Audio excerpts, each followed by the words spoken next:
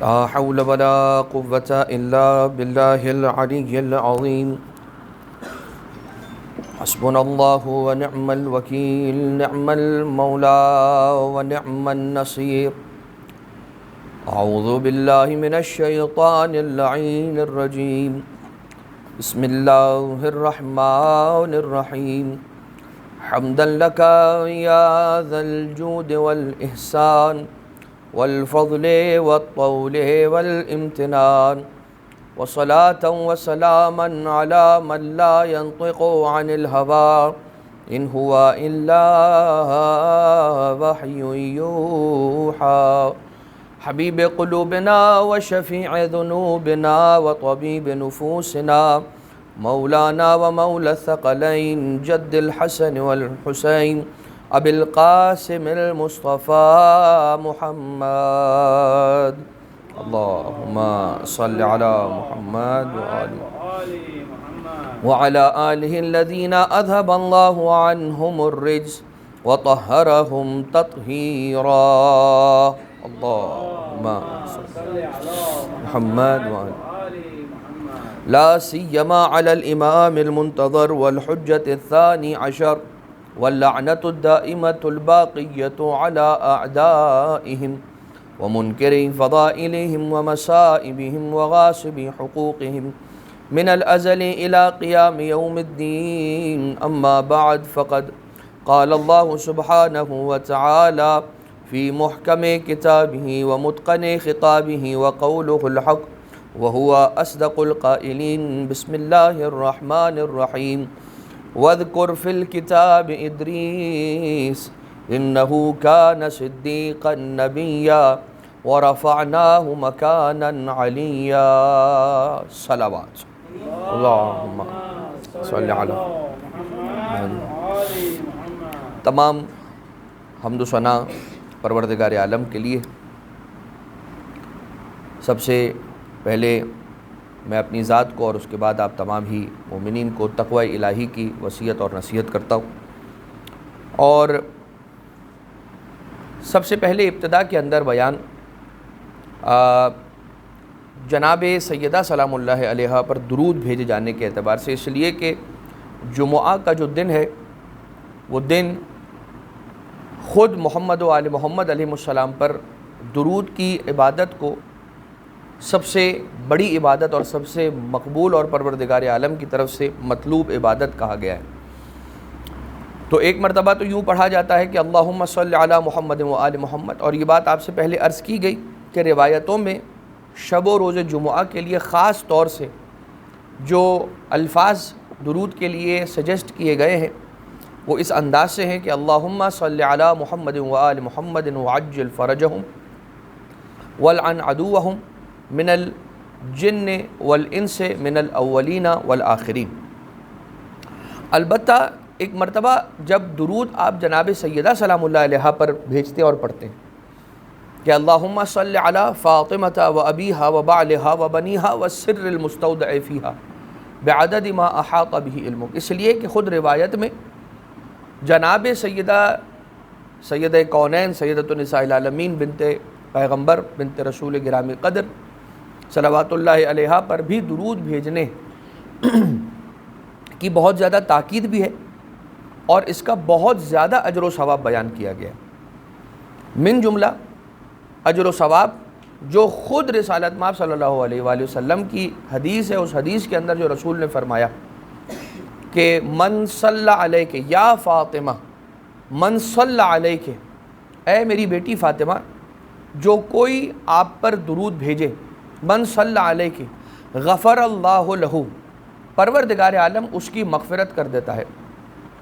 وَبَعَثَهُ اللَّهُ يَوْمَ الْقِيَامَةِ حَيْثُ كُنْتُ فِي الْجَنَّةِ، یا وَحَشَرَهُ اللَّهُ فِي الْجَنَّةِ حَيْثُ كُنْتُ، یا حَيْثُ كُنْتُ فِي الْجَنَّةِ، کہ اے میری بیٹی فاطمہ جس نے تم پر درود کو بھیجا اس کی پروردگار عالم نے مغفرت فرمائی، یعنی اسے معاف کر دیا اور اسے جنت میں وہاں قرار دے گا کہ جہاں پر مجھ محمد مصطفیٰ صلی اللہ علیہ وآلہ وسلم کو خدا تعالیٰ نے قرار دیا ہے یا قرار دینے کا فیصلہ کیا ہے۔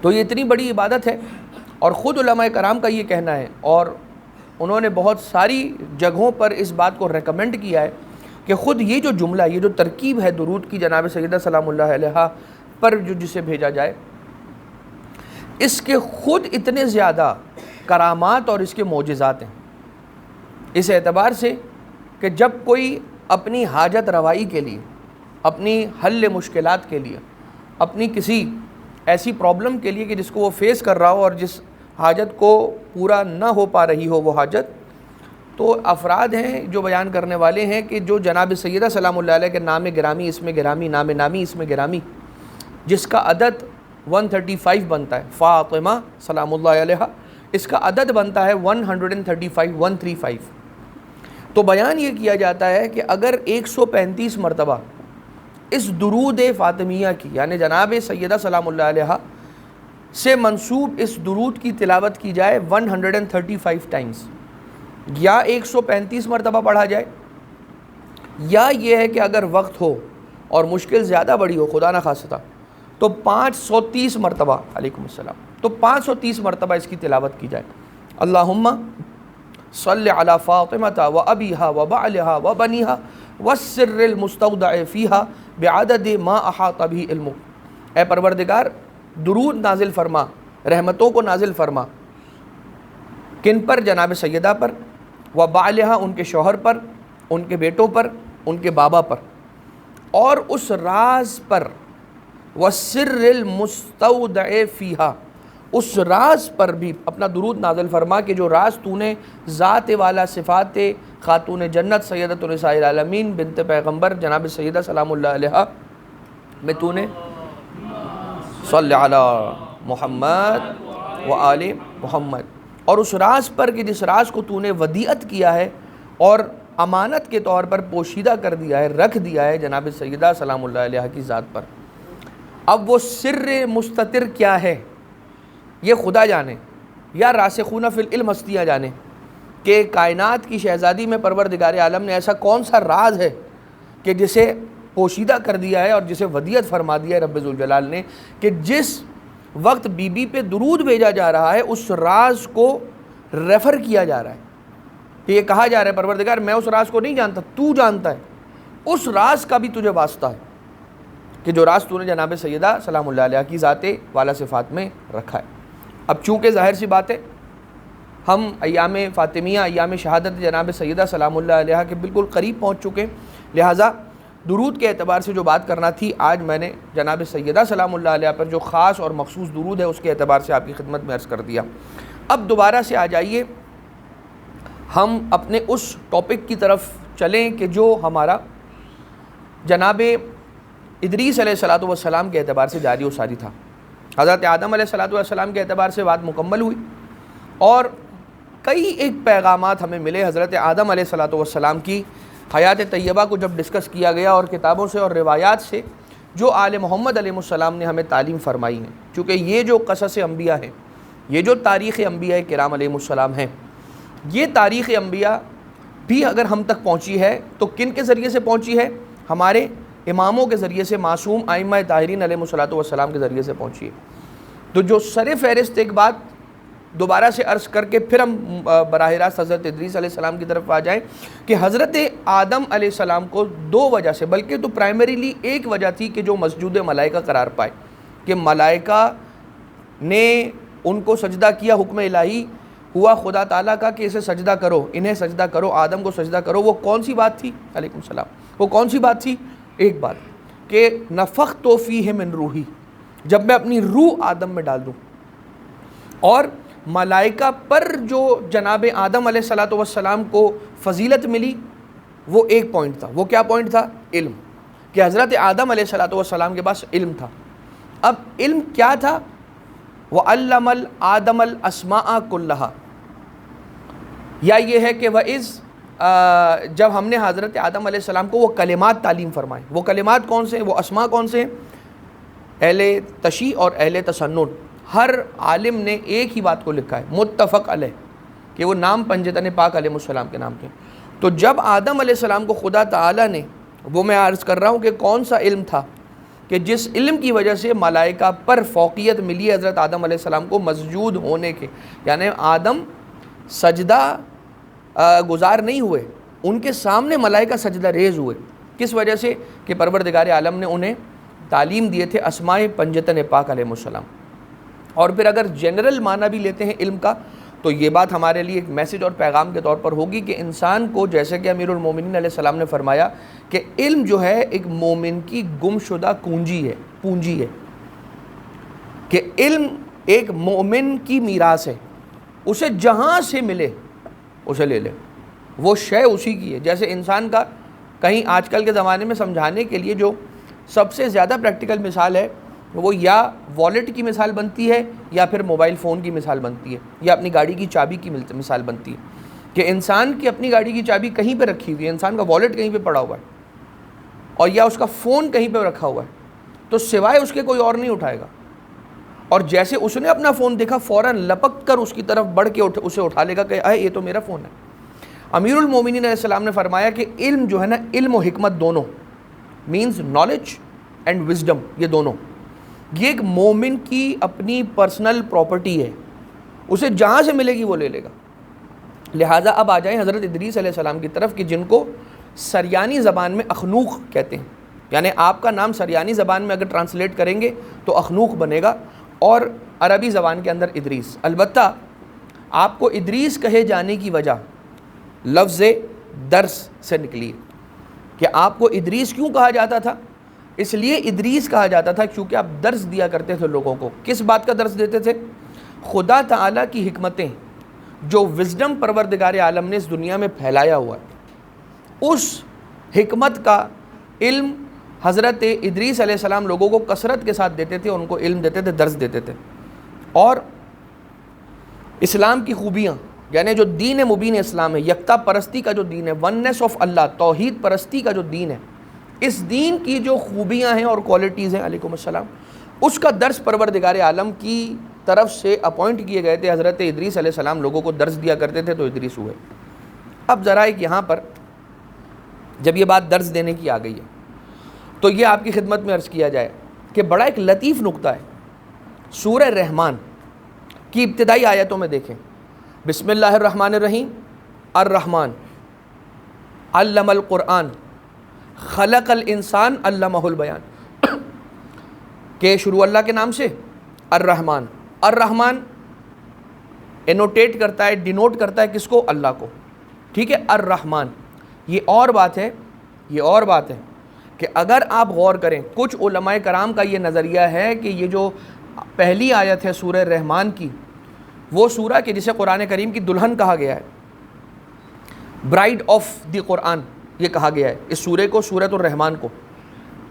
الرحمن، یہ جو لفظ الرحمن ہے، اگرچہ پروردگار عالم کے دو بڑے ناموں میں سے ایک نام بن رہا ہے، رحمان رحیم میں سے ایک رحمان لفظ بن رہا ہے، لیکن کچھ علماء نے کہا ہے کہ یہ لفظ الرحمن صرف ایسا نہیں ہے کہ خدا کا نام ہے، بلکہ یہ جو بنا ہے نا، الف لام را ہا میم اور نون، جتنے ہمارے پاس حروف مقطعات ہیں ان میں الف لام را ہا میم نون یہ 6 ہیں.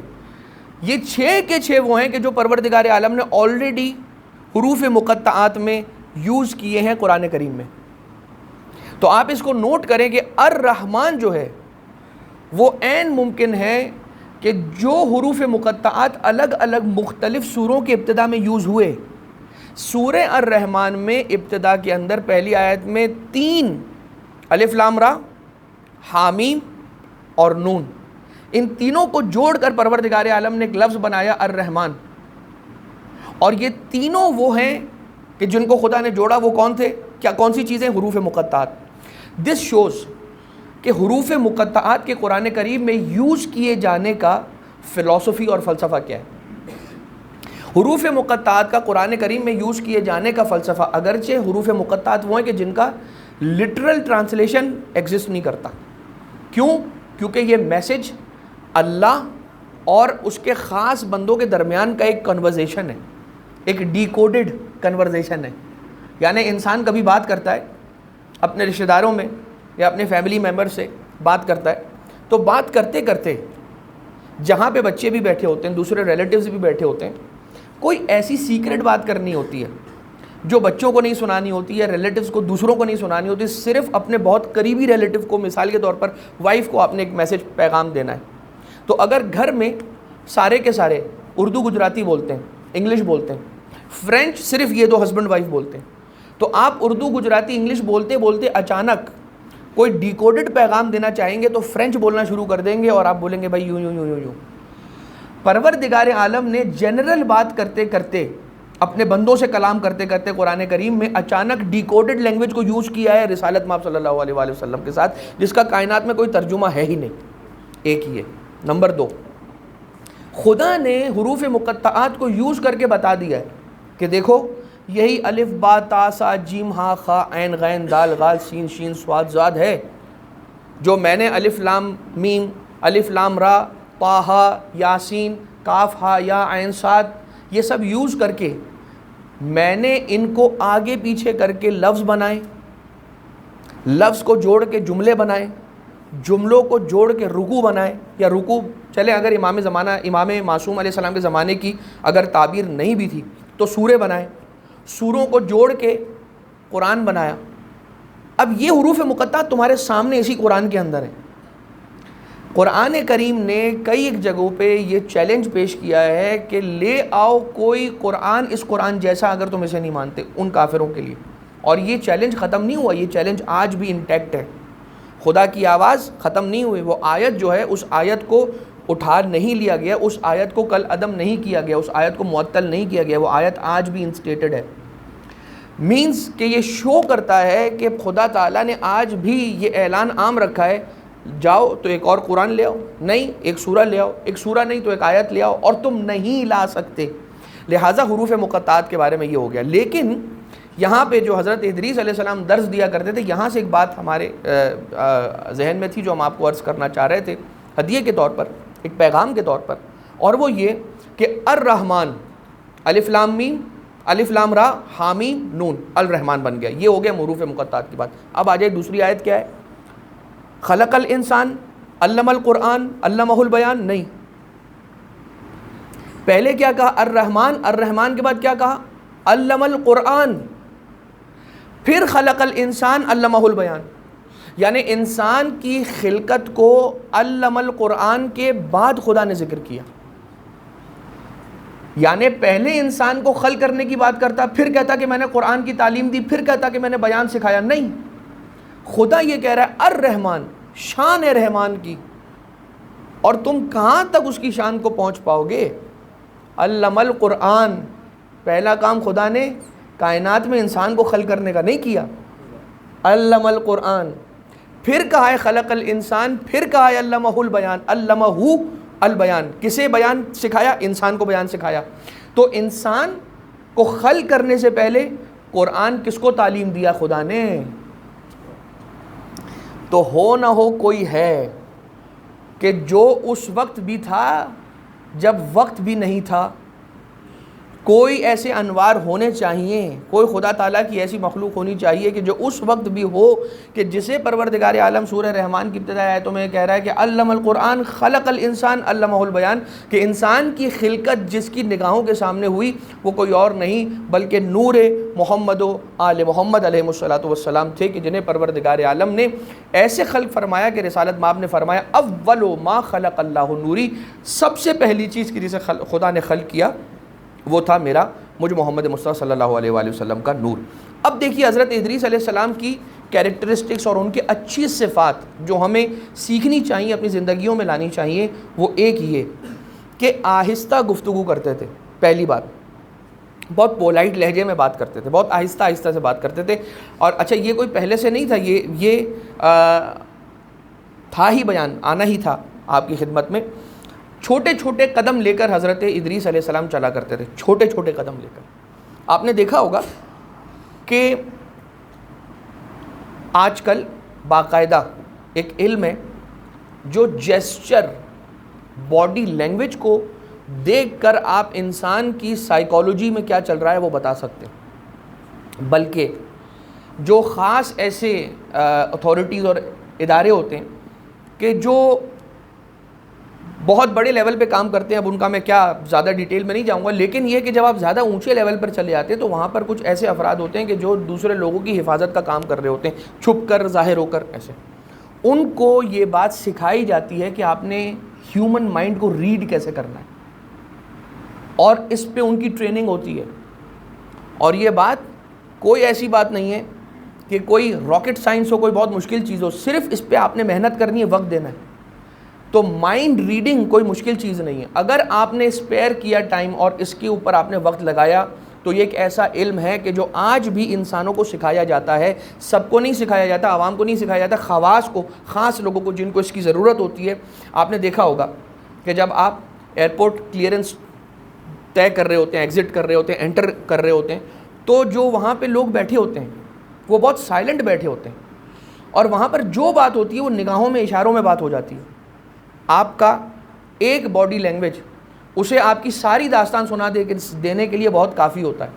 آپ کا حد سے زیادہ ہنسنا, آپ کا بہت زیادہ موو کرنا, آپ کا تیز تیز قدموں کے ساتھ چلنا, یہ جو چھوٹے چھوٹے قدم لے کر چلنا ہے, یہ اسے وقار کے ساتھ چلنا کہتے ہیں. اسے احترام کے ساتھ اور ٹرینکویلٹی اور پیس کے ساتھ اور آرام سے سکون کے ساتھ چلنے کے لیے کہا جاتا ہے. خصوصیت کے ساتھ جب انسان زیارت قبور ائمہ اہل بیت علیہم الصلوۃ والسلام کے لیے جاتا ہے تو اس بات کا سجیشن اور وہاں زیارت کے ایٹیکیٹس میں سے ایک ایٹیکیٹ یہ ہے کہ قبر امام معصوم علیہ السلام کی طرف انسان چھوٹے قدموں کو لے کر جائے. ہوتا کیا ہے, جب انسان چھوٹے قدم لے کر جاتا ہے اور چھوٹے قدموں کے ساتھ چلتا ہے تو ان چھوٹے قدموں کے درمیان اس کا ذہن, اس کا دماغ جو ہے وہ جتنی اس کی کیپیسٹی اور اس کی ایفیشنسی ہے اس پہ باقاعدہ پورا کام کرتا ہے.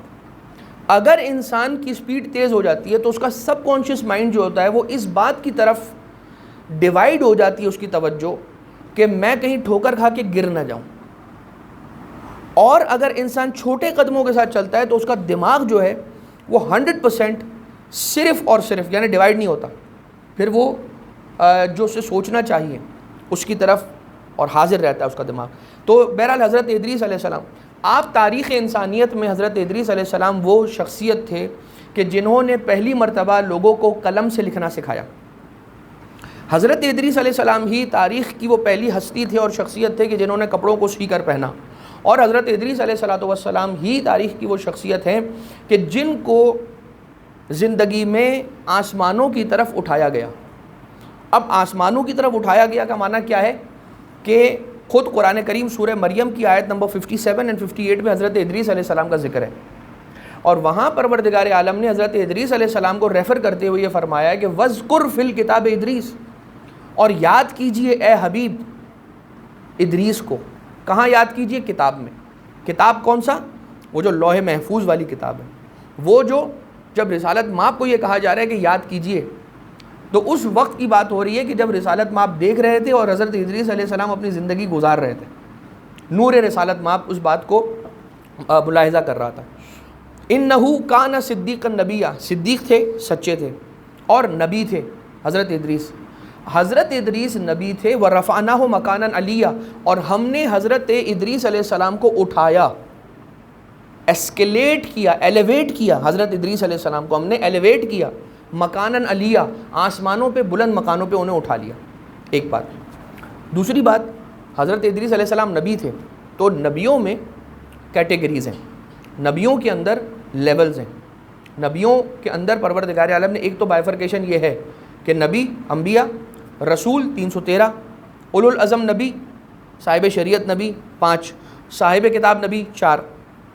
اور ان سارے اولو العزم انبیاء میں بھی ایک کو پروردگار عالم نے سارے نبیوں کا, اپنی ساری خلقت کا, اپنے سارے بندوں کا, اولین و آخرین کا سردار قرار دیا, یعنی کہ ہمارے اور آپ کے پیارے نبی. آپ پر حضرت ادریس علیہ السلام پر کوئی کتاب نازل نہیں ہوئی, کتابچہ نازل ہوا. یعنی صاحب کتاب انبیاء گزرے ہیں اور صاحب صحیفہ انبیاء گزرے ہیں. تو حضرت ادریس علیہ السلام کا جو تعلق تھا وہ صاحب کتاب نبیوں میں سے نہیں تھا, مگر صاحب صحیفہ نبی تھے. صحیفہ مطلب پوری کتاب نہیں نازل ہو رہی, کتابچے نازل ہو رہے ہیں. مثال کے طور پر ایک واقعہ تھا کہ جو اب آج تو نہیں آ سکے گا, ایک زمین کا, ایک لینڈ کا ایشو تھا ان کے زمانے میں جو حضرت ادریس علیہ السلام کے زمانے میں پیش آیا. کہ جو اس بات کی وجہ بنا کہ انہیں ان کے گھر سے پروردگار عالم نے حفاظت اور محفوظ طریقے سے آسمانوں کی طرف اٹھایا، کہ ان کو بچانے کے لیے پروردگار عالم نے ان کے سیف گارڈ کو وہاں پہ مہیا کیا۔ لیکن 30 صحیفے تھے جو حضرت ادریس علیہ السلام پہ نازل ہوئے۔ اب یہ دیکھیے کہ معتبر یہ روایت ہے، حضرت ادریس علیہ السلام کا گھر کہاں ہے؟ آج بھی اگرچہ گھر نہیں ہے، جگہ ضرور موجود ہے، اور مقام حضرت ادریس علیہ السلام اسے کہا جاتا ہے۔ کون سا مقام؟ مسجد سہلہ کے اندر حضرت ادریس علیہ السلام کا گھر وہیں پر تھا، اور وہی وہ جگہ تھی کہ جہاں سے حضرت ادریس علیہ السلام کو آسمانوں کی سیر کروائی گئی۔ اور وہ آسمانوں کی سیر کس طرح سے کروائی گئی، وہ واقعہ کیا تھا، کس طرح حضرت ادریس علیہ السلام نے ایک ایسے فرشتے کی مدد کی کہ جس کے پر جل چکے تھے، اور جب حضرت ادریس علیہ السلام 40 سال کی عمر مبارک میں نبوت کے منصب پر خدا کی طرف سے فائز ہوئے، تو پھر اللہ نے اس ملک کو دوسرے 2 ملک کے سپورٹ کے ساتھ اجازت دی کہ تم زمین پر جاؤ اور میرے بندے حضرت ادریس سے ریکویسٹ کرو، میں بھی ان سے ریکویسٹ کروں گا کہ وہ تمہارے لیے دعا کریں، اگر وہ تمہارے لیے دعا کر دیں گے تو پھر یہ تمہارے پر واپس آ جائیں گے۔ بہرحال یہ واقعہ انشاءاللہ اگلے ہفتے آپ کی خدمت میں عرض کیا جائے گا۔ وہیں سے پھر ان کی مدد کا جو صلہ تھا، تو پھر فرشتے نے پلٹ کر یہ کہا کہ مجھ سے آپ کوئی خدمت لیجیے، اس دعا کے ساتھ کہ رب ذوالجلال ہمیں بندگان خدا، جو خاص بندگان خدا ہیں، اس کے خاص ریپریزنٹیٹیوز ہیں، ان کی سیرت طیبہ پہ عمل کرنے کی توفیق عطا فرمائے، ہمیں ایک نیک اور خالص اور پاک تقوی سے بھرپور زندگی گزارنے کی توفیق عطا فرمائے۔ ان احسن الحدیث قرآن العزیز، بسم اللہ الرحمن الرحیم، انا اعطیناک الکوثر فصل لربک وانحر ان شانئک هو الابتر۔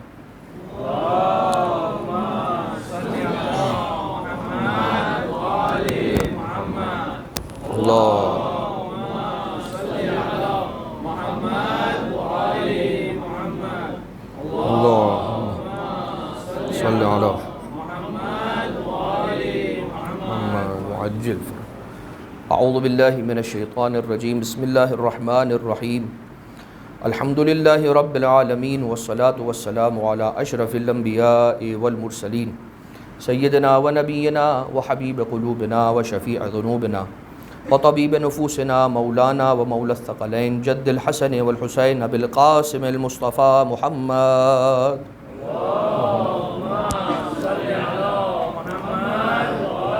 وصل علی علی المرتضی امیر المؤمنین علیہ الصلاۃ والسلام۔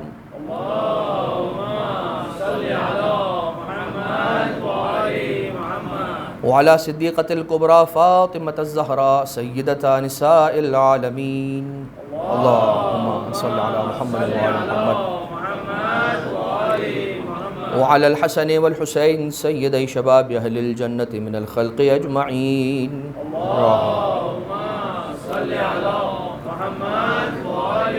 وصل علی علی بن الحسین ومحمد بن علی وجعفر بن محمد وموسى بن جعفر وعلی بن موسى ومحمد بن علی وعلی بن محمد والحسن بن علی والحجۃ بن الحسن صلوات اللہ علیہ۔ اللہم سہل مخرجہ واہلک عدوہ واکحل ناظرنا بنظرۃ منا الیہ واجعلنا من المستشہدین بین یدی صلوات۔ اللہم بسم اللہ الرحمن الرحیم، قل هو اللہ احد اللہ الصمد لم یلد ولم یولد ولم یکن له کفوا احد۔